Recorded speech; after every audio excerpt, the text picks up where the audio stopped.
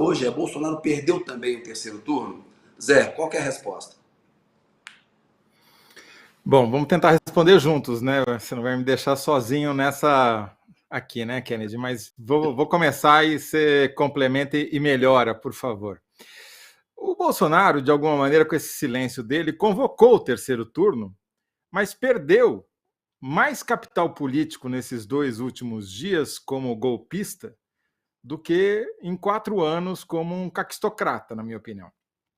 Ele perdeu a Batalha das Estradas, perdeu apoio no Congresso, perdeu apoio no Judiciário, tentou falar com os ministros do Supremo que se recusaram a recebê-lo ou ir falar com ele, perdeu o apoio do capital, que tem prejuízo com essas interdições de estrada, porque não consegue, obviamente, transportar mercadoria, receber insumos, e revelou a verdadeira face do bolsonarismo, que é a baderna, né? O Bolsonaro tem uma carreira como baderneiro nas Forças Armadas e na política. E os seus seguidores são o espelho disso. Porém, o Bolsonaro não conseguiu provocar um motim policial que eu suspeito fosse a arma que ele estava contando para dar sustentação ao bloqueio das estradas e servir de desculpa para uma GLO, para uma intervenção militar para restabelecer a ordem, né? Como nada disso aconteceu, algumas polícias foram mais coniventes com os manifestantes do que outras, mas efetivamente os governadores mandaram suas polícias militares agirem e começarem a destravar as estradas. Aí o Bolsonaro mudou de tática, né? Ele esperou 2 dias, não colou.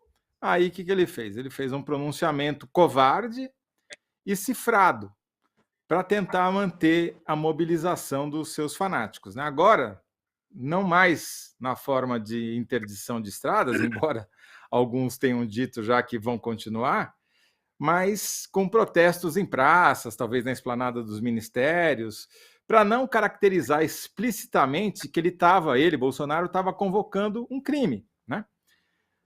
Agora, fez isso mais, na minha opinião, menos para tentar reverter o resultado da urna, que ele não tem mais capital político para isso, porque ele perdeu o capital político dele por todas essas perdas que eu enumerei antes, e mais para tentar arrancar, eu acho, algum tipo de imunidade contra os muitos processos que ele tem na justiça contra ele, né?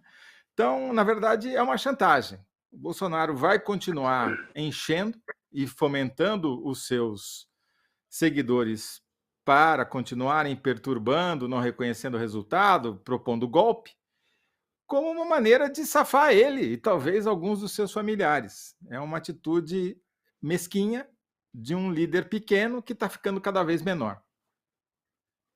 Concordo com você, acho que ele perdeu sim o terceiro turno, acho que essa tese de uma tentativa de negociar alguma anistia, porque tem 500 ali procedimentos aos quais ele vai ter que responder, né? Diversos inquéritos, ele cometeu crimes de responsabilidade, crimes comuns, ele pode ir mesmo para a prisão. Agora, quero ver quem é que vai entregar essa mercadoria para ele. Trump lá nos Estados Unidos está vendo o que está prestando contas para a justiça.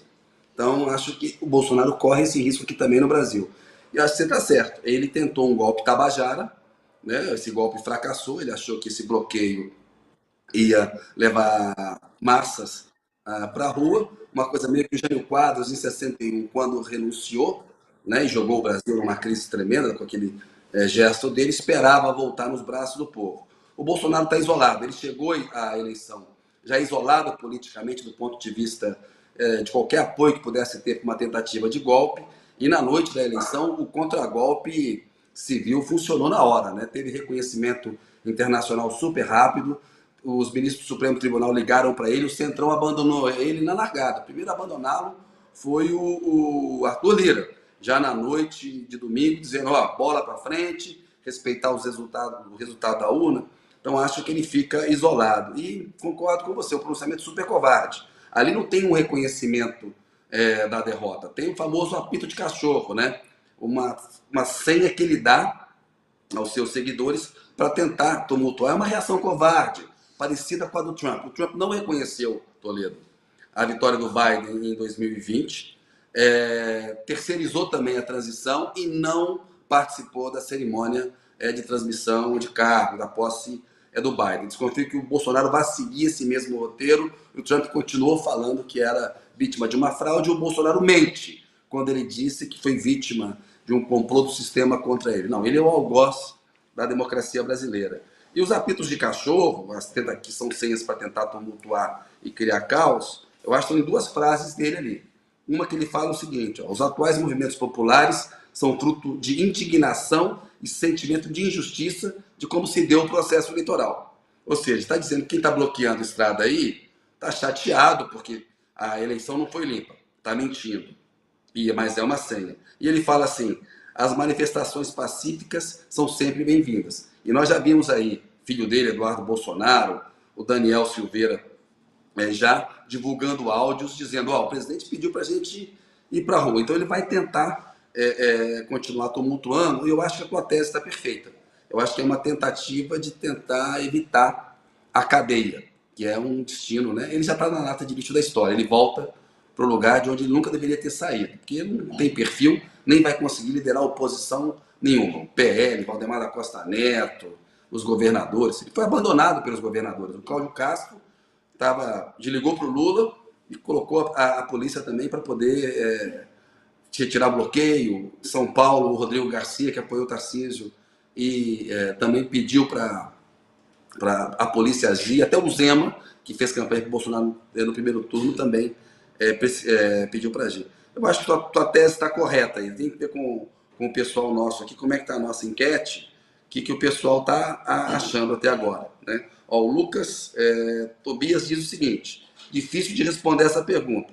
Acho que isso só está começando, né? Acho que é interessante a observação que o Lucas Tobias faz, Toledo. Eu vou colocar o está perdendo, vou colocar no gerúndio a resposta, que é uma maneira covarde, como a do Bolsonaro, de responder para isso, né? Ele perdeu a primeira batalha, está tentando a segunda. Eu acho até que eles cronometraram isso, Kennedy, para ser durante o feriado, porque no feriado tem menos vagabundo, né? Porque quem está hoje fazendo bloqueio às 10 da manhã não trabalha, tá certo? Agora, no feriado, vai ter gente que trabalha e que, eventualmente, continua fanático pelo Bolsonaro e vai querer se manifestar. Então, pode ser que aumentem as manifestações em outros lugares, enfim. Vamos ver o que acontece na quarta-feira. Mas, repito, eu acho que não tem nenhum risco, zero, de reverter resultado de eleição, de intervenção militar, nada disso.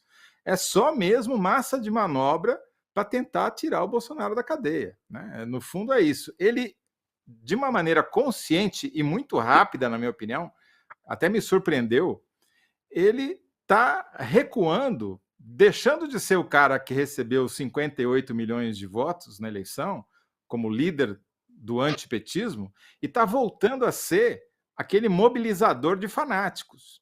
Ele encolheu algumas ordens de grandeza em termos de tamanho político, né? E claramente não está nem sequer pleiteando ser líder da oposição em lugar nenhum. É só ser o líder dos fanáticos dele mesmo, que a gente nunca sabe que percentual é, se é 5, 10, 15% da população. É um percentual proporcionalmente pequeno, mas é muita gente, então faz volume, impressiona.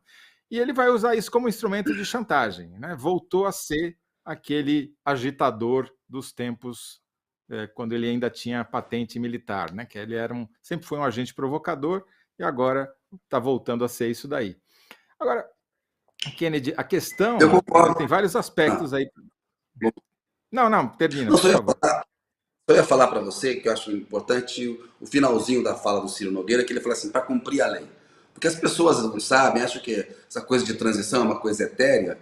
Em dezembro de 2002, o Fernando Henrique Cardoso editou uma medida provisória que depois virou uma lei, virou a Lei 10.609, para formalizar a transição do governo Lula. Aquilo foi exemplar.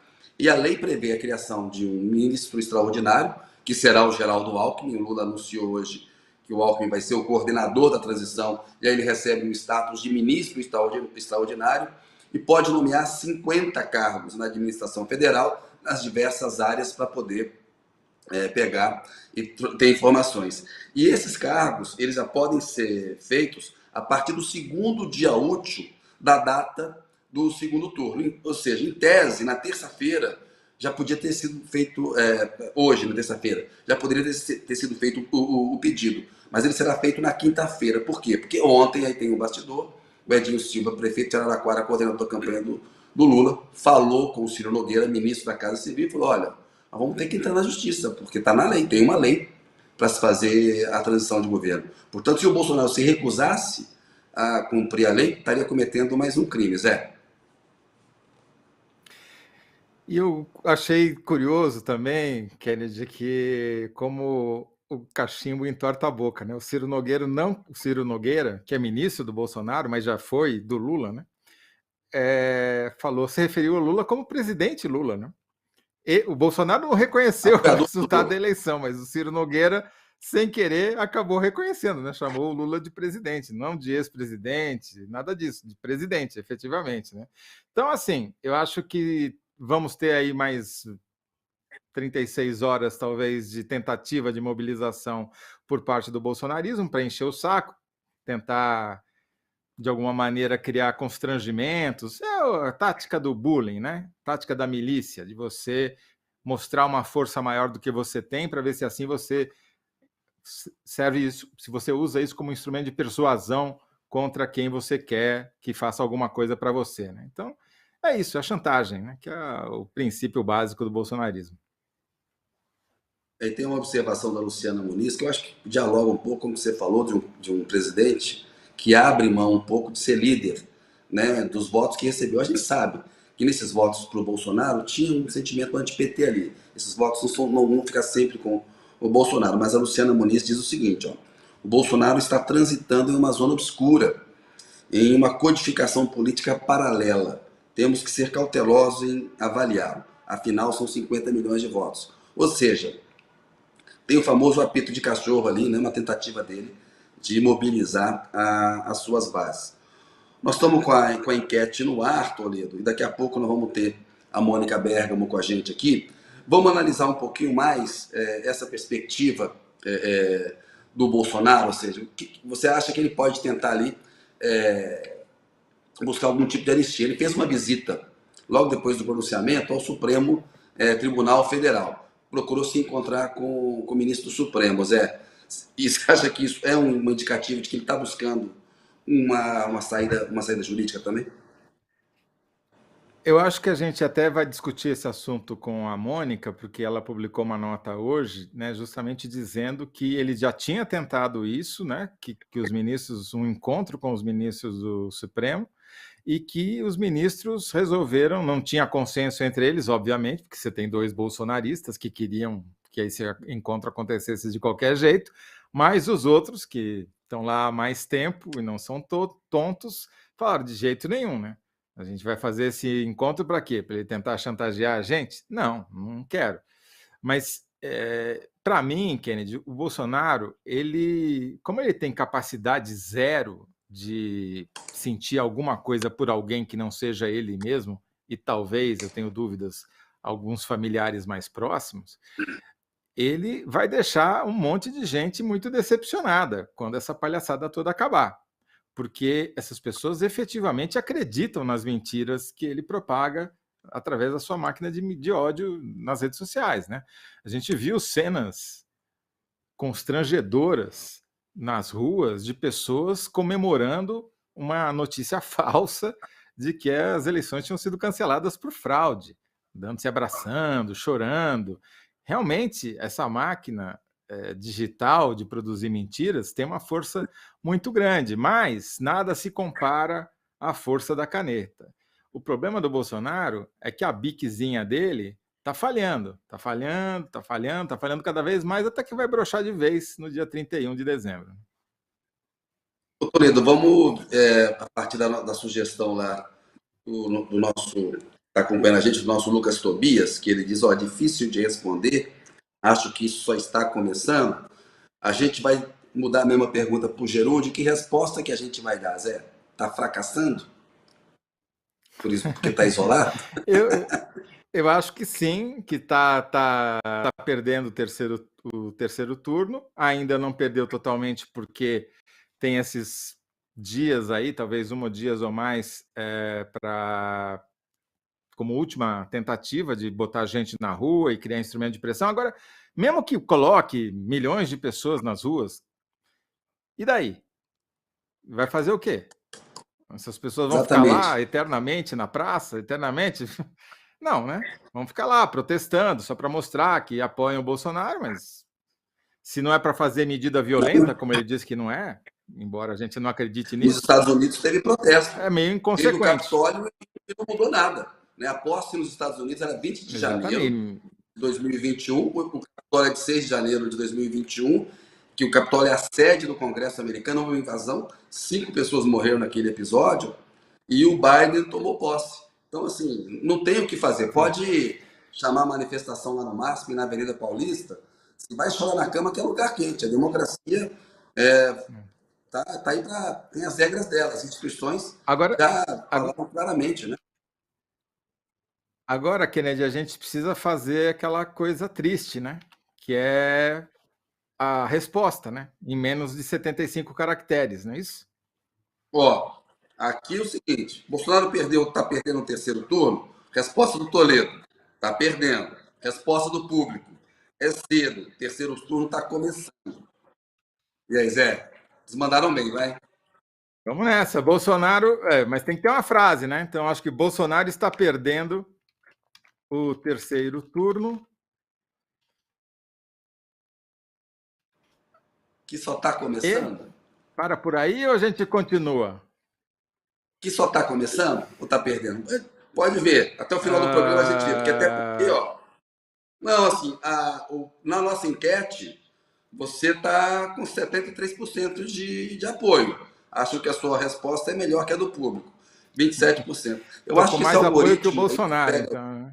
que pega os comentários a seu respeito, ele rouba para você, Toledo. Você está fazendo alguma coisa que eu estou sentindo, tem uns comentários Eu muito positivos a contratei. seu respeito, eu vou começar a ler daqui a pouco. Não, eu vou confessar, Kennedy, eu vou confessar. Tem um cara muito bom de redes digitais que está desempregado, chama Carlos. E ele estava procurando emprego e eu procurei ele agora para ver se ele podia me ajudar para eu ganhar aqui alguma coisa nas enquetes. Eu nunca ganhei nada na vida, quem sabe uma enquete aqui, mas Os claro, robôs estão forjada ociosos, né? com a ajuda desse Carlos aí. Os robôs do Carlos estão ociosos, né? Esse é bom de Exatamente. robô. Esse é bom de robô. É isso aí. Robô, Muito bem. robô com T no fim e robô com robô. Ô Zé, para a gente chamar a Mônica, vamos fechar a frase desse primeiro bloco aqui. O Filipão tá cobrando a gente aqui. O Felipe é o nosso diretor, tá cobrando aí. Bolsonaro está perdendo o terceiro turno, covardemente no gerúndio. Boa, pronto. O Bolsonaro está perdendo no segundo turno. Felipe, você tem a resposta aí. Eu vou chamar agora a Mônica Bergamo, nossa colega da Folha de São Paulo, que vai começar com a gente o segundo bloco, que é o furo. Cadê a Mônica? Oi, Mônica. Boa noite, querida. Obrigado por falar com a gente. Conseguiram já